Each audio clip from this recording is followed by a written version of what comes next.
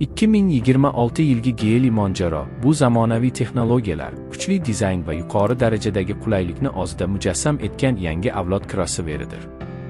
Bu model nafaqat tashqi ko'rinishi bilan, balki ichki imkoniyatlari va ilg'or xavfsizlik tizimlari bilan ham haydovchilarni hayratda qoldiradi. Yangi Monjaro modeli Geely kompaniyasining Chma platformasida yaratilgan bo'lib, u Volvo bilan hamkorlikda ishlab chiqilgan. Shu tufayli avtomobilning sifati, mustahkamligi va boshqaruv tizimi juda yuqori darajada. Old qismi keng radiator panjarasi, LED faralari va sportcha bamperi bilan bezatilgan. Bu esa unga kuchli va zamonaviy ko'rinish beradi. Salon ichida esa yuqori darajadagi materiallardan foydalanilgan. Keng sensorli markaziy ekran, raqamli asboblar paneli va premium darajadagi musiqa tizimi haydovchiga to'liq qulaylik yaratadi. Orqa o'rindiqlarda ham yetarli joy mavjud bo'lib, bu model oilaviy foydalanish uchun juda mos. Texnik jihatdan 2026 Geely Monjaro 2.6 litrli turbo dvigatel bilan jihozlanadi. U 238 ot kuchiga ega.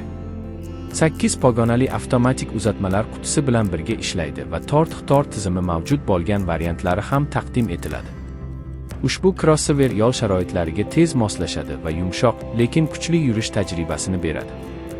Xavfsizlik sohasida ham Geely Monjaro ilg'or texnologiyalarni o'z ichiga oladi. Masalan, avtomatik tormoz tizimi, yo'l chizigidan chiqishni ogohlantirish, kor joyini kuzatish tizimi va adaptiv cruise nazorati kabi funksiyalar mavjud. Yangi 2026 yilgi Monjaro nafaqat kuchli va chiroyli, balki iqtisodiy jihatdan ham foydali tanlov hisoblanadi. U yoqilg'i sarfi, qulayligi va texnologik yechimlari bilan o'z sinfidagi eng kuchli raqobatchilardan biri bo'lishi kutilmoqda.